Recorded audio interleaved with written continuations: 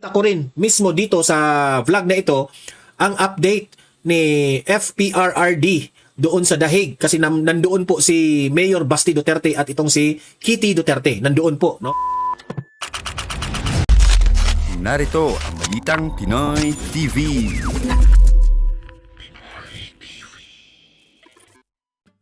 Okay, ay ipapakita ko rin mismo dito sa vlog na ito ang update ni FPRRD doon sa Dahig kasi nandoon po si Mayor Basti Duterte at itong si Kitty Duterte nandoon po, no?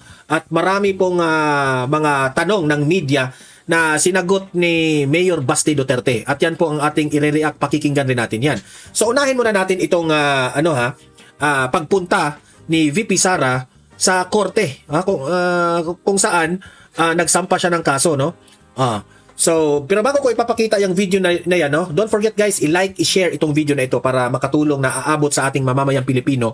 At mag-subscribe na rin ha sa mga bago pa lang dito para updated kayo lagi. Okay? Libre lang mag-subscribe, kaya subscribe na kayo. So, ito yung balita. Panoorin natin, Mayor Basti Duterte, no? Patungkol po sa mga issues ngayon ay nagsalita na si Mayor Basti kung ano ang mga pinag-usapan nila ni former President Duterte. Ito po yun, nasa Hague. Nagtukon man ako magsuti o Bisaya. Kaya lang, walang kaprakisan sa istoryahan sa Manila. So, Tagalog na lang, please. Hindi, kumuha ka ng boyfriend at Pass na yun. Mayor, napag-usapan niyo po yung gera? Hindi naman. Wala naman masyado. Minention ko lang kung kung nakita niya ba sa balita. May access dito sa balita? I do not know. I do not know. Hindi ko alam kung meron. Ano yung gamit natin doon? Kasi hindi naman natin alam kung pinag-uusapan sa loob o hindi. What did he say, Mayor? About what? Yung pinag-balita. Wala naman siya comment. Sabi niya, magulo yan. Hindi niyo po napag-usapan yung I believe hindi rin niyo gusto i-monitor yung hearings ng Pasig. Yeah. So, hindi na siya pinag-usapan. It's not allowed inside the detention unit. We're not supposed to talk about the case. Yeah. But how is it? How is it? Kasi po yung huling yung closing statement ni Mr. Kaufman revolved around yung visit niya, how the president seems parang prepared to meet his parang ulaban na. I do not know. We do not talk about these things when we're inside the detention unit. We just talk about, like, everyday life and personal things. The candidate of your sister, VP Sara, was that No, I did not mention. Hindi rin politika. Hindi namin pinag-usapan. I forgot to mention it. Sino po mga kinamusta niya sa pamilya? Mga apo. Oo, yung pinaka-namimiss niya. What about the performance of your Clear. vice mayor? Clear, ma'am. Clear. Wait lang. Oh, hindi na. Teka lang po. Sorry. Sir, what about the performance of your vice mayor? Ako din niya. Was that No, I just asked about Davao in general. How is it? Sabi ko, wala, it's okay. Relatively, could be better than anywhere else in the Philippines. So, yun. Sir, what about the Marcos administration? Yung feud with your family, was that also No, kasi wala eh. Wala na kami pinag-usapang ganun. All we talked about was the midterm elections and the results of the midterm elections. So that says it all. Parang nandun na yung lahat ng kailangan mong malaman about the Marcos administration because they did not win in Davao and they put so much money invested so much in Davao City. So that says a lot already. he's not yet looking at the 2028? So imaginein mo yan nagiging obvious itong si BBM na gumasta talaga sila ng malaki sa Davao para lang manalo pero hindi umubra ang pera, di ba? Dito mo talaga masabi na itong Marcos na ito, pera-pera lang talaga. The typical politician. Wala kami pinag-usapan ng ganun ngayon. Maybe tomorrow, maybe some other day. But wala, I'm just happy to see him again. And what was your impression po ngayon? Of course, lahat naman siguro pag ikaw nilagay sa detention unit, you get depressed, you don't want to eat the food because wala kang gana. I think that's natural for everyone, huh? Hindi ba rin siya naka-adjust sa food here? It's not the food, it's the situation that it's in. Sir, what about birthday plans? 81st birthday malapit na. Napag-usapan? No, Kayo po, wala po kayong pinaplano for him? Perhaps the whole family gathering here for the 81st? wala. We don't even celebrate our own birthdays. Left, sir. Left, sir. Because of what happened? No, Not anymore. no, because it's just in the family. It's just a practice. Yeah. Ganun lang, sir. Hindi siya parang nakagisnan. Hindi ko alam eh. Parang Imagine, no? Sila, very simple lang, no? Sa mga birthdays nila. Kung anong mangyayari. Simple lang talaga yung mga birthday nila. Kung maalala ninyo, binatikos pa si Tatay Digong nung nakita na may lechon sa loob ng bahay niya. Oh. Ano ba naman yung lechon? 6,000 to 7,000 pesos? Oh, ipagkait mo pa niyan? Babatikusin nyo, bakit may lechon sa... Ay, nako. Alam nyo, si Tatay Digong, hindi po mahilig yan na mag-celebrate ng bongga-bongga sa mga birthday niya. Ang nagpapabongga dyan sa birthday niya, mga taong bayan. Kasi mahal siya ng taong bayan eh. Wala, I really don't know. You just don't see the need for it. Ako, Mayor, were you able to talk about the decision of your sister? wala. Okay. Wala. So, paano ang ano, sir? Parang arrangement with the family? Paano po yung rotation din dito? Depende. Ako, less likely na makakasama sa rotation. Kasi let's say mayor ako ng Davao. Mahirap na matagal ako mawala. Pero, syempre, gusto ko rin makita yung tatay ko. Mayor, I understand Kaya sumisingit. Mayor, I understand na sabi ni Tito, hindi na kayo nanood nung confirmation of charges hearing. But how optimistic are you na the charges will not be confirmed against your father?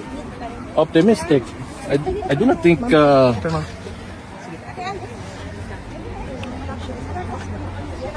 I do not see the ICC as a... I do not know. I cannot be optimistic about the situation since this is a foreign institution and I do not know. It has its own issues. Even the United States sanctioned the ICC, right? They have issues with the United States. So it's hindi ko alam talaga. I do not trust this thing that you call the ICC. No. Silang dalawa ni Pipi Sara na ang nagsabi niya na wala silang tiwala sa ICC. Parang sinabi na nila na tanggap na nila kung ano ang magiging desisyon ng ICC. Most of the people that are in there are from developing countries. Correct. Wala kang makikita diyan na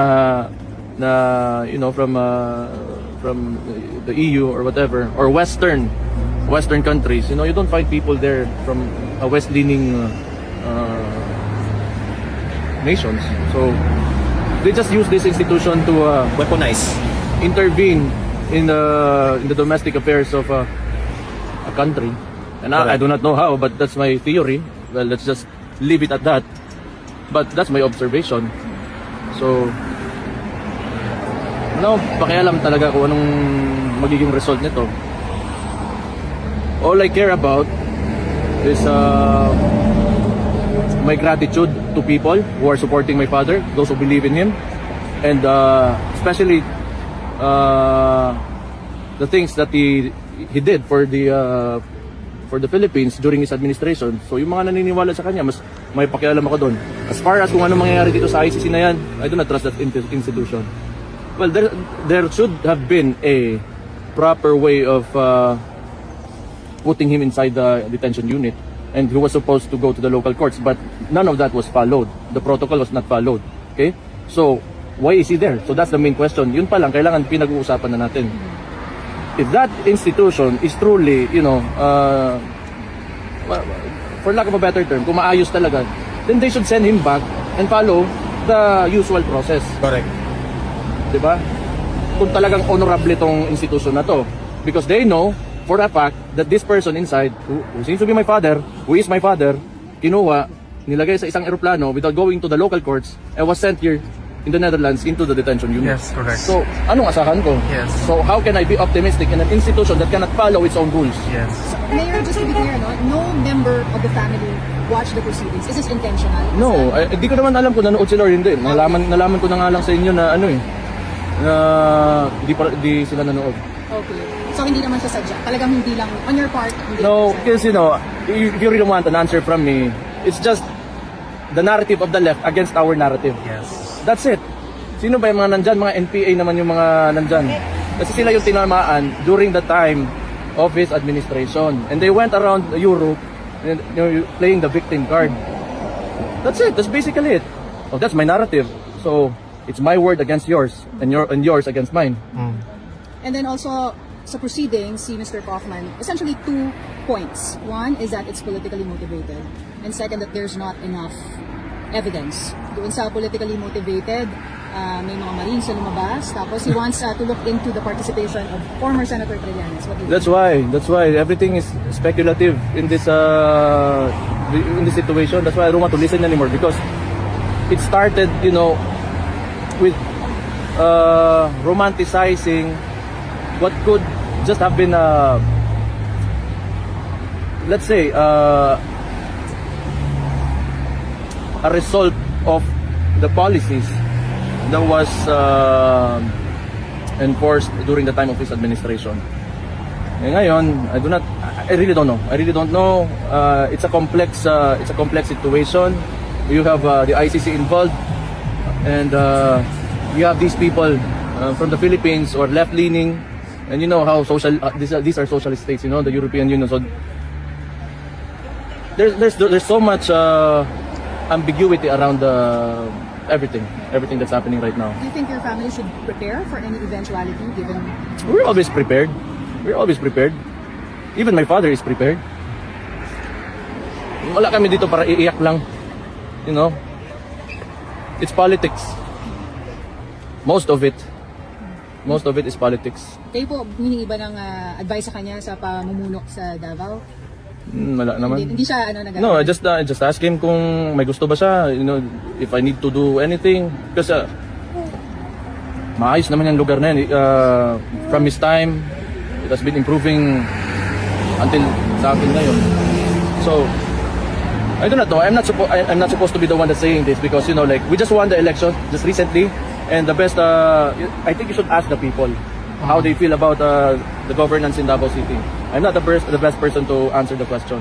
If you want empirical, data, ask the people. Do not ask the politicians, because the politicians will always promote themselves. Pero kayo po walang balak to run for a higher office? Why would I? Hindi. Tangin lang yan. 28. Because there was a survey. Fucking tired and sick of it all. Wala. Okay na yung Davao kung may mahalal tayo na maayos na presidente na talagang that will take care of the money of the people. Tapos it's well allocated, and the national government is somehow decentralized enough that the provinces will benefit from it. Then why not? I can always work under an administration if ever nandyan pa ako ng panahon na yan, as long as the head of state is of sound mind, not this guy here in Malacanang right now. Do you have a message for your supporters? My supporters? Your I think supporters. my father's supporters, of course. Unang-una sa lahat, maraming salamat. Pangalawa,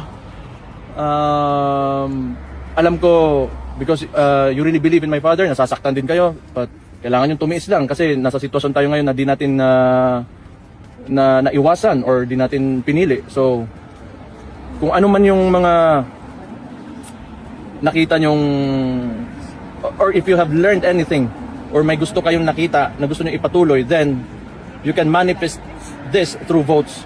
Kung may nakita kayo, kasi wala na, because nobody can run Yan rin ang panawagan ko sa audience ko dito sa Donmar TV, no? The only thing na makatulong tayo sa bansang ito, walang iba kundi iboto natin ang mga Duterte. Yan lang. Hindi ko pinipilit na lahat tayo bumoto sa mga Duterte, ha? Especially kay VP Sara sa 2028. Hindi ko pinipilit.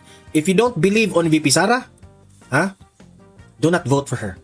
But if you believe na si VP Sara po ang makapagbago sa mga ginagawang kabalastugan ng administrasyong ito, at sa tingin ninyo, si VP Sara ang instrumento para mapaganda po ang buhay ng mga, hindi naman siguro mapaganda talaga, pero at least maiangat ko kaunti, no? Because I don't wanna assume kagaya ni BBM na budulero na sasabihing 20 pesos per kilo na bigas, pero hindi naman ginawa. So my point is, if sa tingin ninyo si VP Sara ang instrumento para maiangat kaunti ang buhay ng mga Pilipino sa ating lahat, iboto natin. Yun lang ang ating maiambag dito sa bansang ito. Okay? If sa tingin ninyo na doon kayo sa kabila na kumakampi, wala kaming control dyan. Bahala kayo. for the presidency again. So if we choose another leader for the Philippines, then piliin nyo yung tao na kung saan nyo nakikita yung nakita nyo sa tatay ko. Nakikialam, I mean, may input din po ba kayo sa case niya? Like, for example, Ano pangalan mo, ma'am? Sen Hernandez. Dan Hernandez, ABS-CBN. Magkaibigan tayo. Kami ay nasa gitna. Okay. So what's your question again? You were saying? Nawala tuloy ako. Mayor, Hindi, may tanong si Alvin tuloy. sige. Oh. Mayor, what's the first thing that former president asked about Davao when he saw you? Kumusta Alam nyo, no? Ano yun ha? Pasaring yun sa ABS-CBN. Kaibigan tayo. Alam nyo naman, gaano yan kaprangka yan eh. Oh. lang? Kumusta lang? Dapat sinabi ko, nag-oath na ako. Ako na yung mayor. Okay. Sabi ko, pag bumalik ka, di ibalik, pagka ikaw na, ibalik ka lang namin doon as mayor. Gusto pa rin niya to be mayor. Hindi, sabi niya, yun yun eh. Pero, alam mo, yung tatay ko dyan sa Davao, kahit ayaw niya pa, people would go to his house and force him to file, a certificate of candidacy.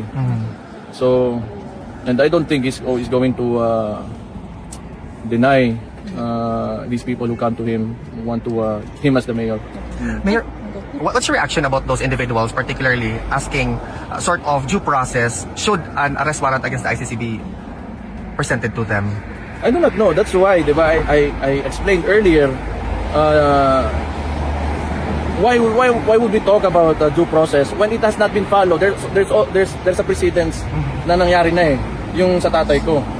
So ngayon, kung may ICC pa, kukunin si Bato, kukunin whoever yung kukunin nila, bakit mag-uusap pa tayo ng due process? Correct. Kasi gagawin lang naman ng administrasyon na to and whoever they're conniving with kung ano yung gusto nila. They do not look at the law. They do not follow the processes. Yeah. So why would we talk about it? Why even discuss it? What's the point? Correct. You should ask them, not me. Because my opinion is based on my observations and I can only tell you kung ano yung nakita ko. But ask them, why do they not follow the rules? You ask the institution, you ask the administration. Hindi niyo pinapayuhan si Bato. Diba to? Hindi ko pa nakakausap yun. Matagal na kasi nagtatago, di ba? Yung nasa case pala yung sa lawyers, nag-i-input po ba kayo doon if you're satisfied with the performance of his legal team? Or that's up to the VP? Oh, mostly kay VP. Because I'm not a lawyer, alam mo yun. Siyempre, may mga opinion ako, pero tingin ko, immaterial na rin kasi sa case eh. Like, what? Bakit? Ako, sa tingin ko si Bato, kahit doon sa Senado, wala na siyang tiwala doon. Pwede siyang baliktarin doon sa mga dilawang senador doon. Oh. Kasi, bihira na lang yung papaniwalaan ni Bato doon. Kasi, sabi ni Senate President Soto, hindi kami papayag na arestuhin si Bato dito sa Senado. Sa tingin nyo, maniniwala si Bato? Look at what happened sa ginawa nila kay Tatay Digong. Inaresto pa rin nila doon sa airport. Di ba? So, what do I mean? Si Bato talagang nagtago. Okay? To be sure. Na hindi siya mahuhuli. Di ba? Kung mapunta si Bato doon sa ICC, hindi tapos lahat. No, it's just out of frustration na alam mo yun, matagal, di ba? Parang siyempre gusto mo yung Siguro si Bato sa 2028 pa yan babalik. makalabas na yung tao. Pati yun si Bantag, siguro 2028 pa rin babalik. Kasi itong administrasyon na ito, di na mapagkakatiwalaan. Ganun lang. It's just, Pero walang parang to get another set of lawyers. Kasi pala sabi ni Mr. Kaufman, pang confirmation charges siya. So, Ito na nga mga kabalita. Ano na ang masasabi nyo patungkol sa balitang ito? Please comment down below mga kabalita. Pag-usapan natin yan sa comment section. At kung di ka pa nakasubscribe sa ating channel, baka naman